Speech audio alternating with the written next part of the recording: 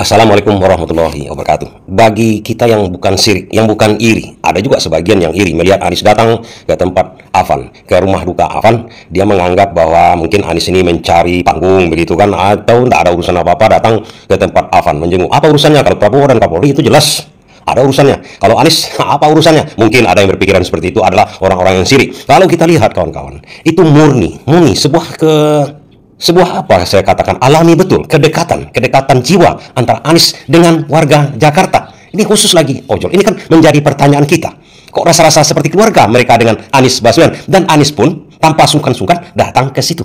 Tidak ada ragu, tidak ada rasa bagaimana membayangkannya. Kayak seperti dia bertetangga dekat begitu dengan keluarga Afan. Ini kan menjadi tanda tanya kepada kita. Atau dalam pengertian kenapa Anies Baswedan begitu dicintai? Bukan tetangga, bukan siapa-siapa, jauh. Dan apa yang dikatakan oleh Ibu Afan ini, Afan sudah tak ada Pak Anies. Begitu Anies datang, dilihatnya oleh ibu ini, Anies datang melayat. Seperti orang yang diharapkan dia untuk menghibur dia. Makanya Anies datang ke situ, kemudian memeluk ibu tersebut, membisikkan sesuatu kepada dia. Dan bukan sampai di situ saja kawan-kawan. Sebab Anies ikut menyolatkan. Sebelum menyolatkan biasa ada petatah petitihnya. Nama Anies pun disebut oleh pihak keluarga. Terima kasih dan penghargaannya setinggi-tingginya atas partisipasi Bapak, dan kita akan mengantarkan ke tempat rumahnya yang pertama. Mudah-mudahan almarhum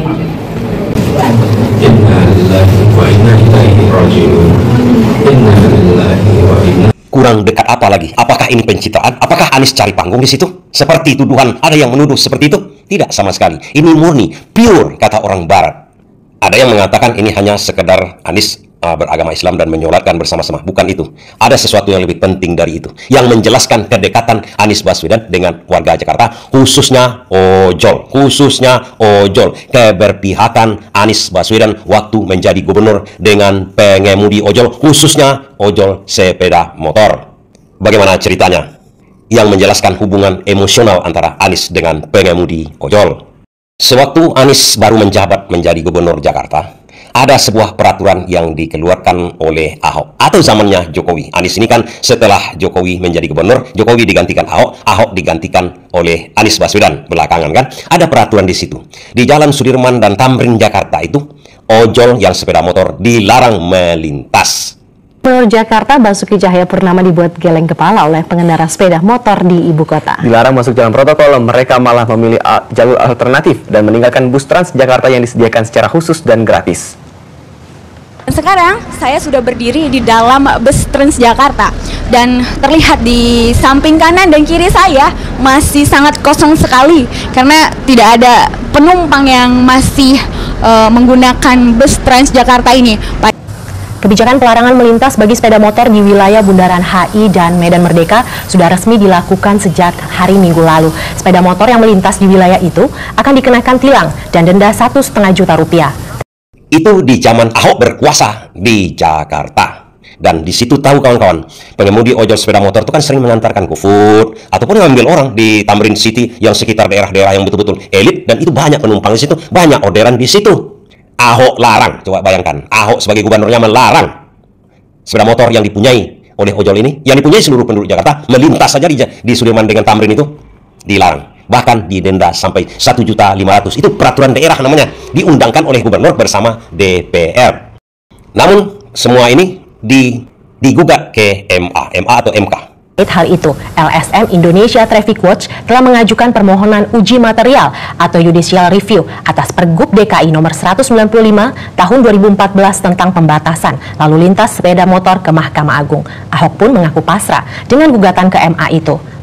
Sewaktu Ahok menjadi gubernur, Tapi tahu sendirilah, begitu digugat ke MA atau ke MK, itu lama prosesnya. Apalagi yang membuat peraturannya itu adalah wewenang dari gubernur.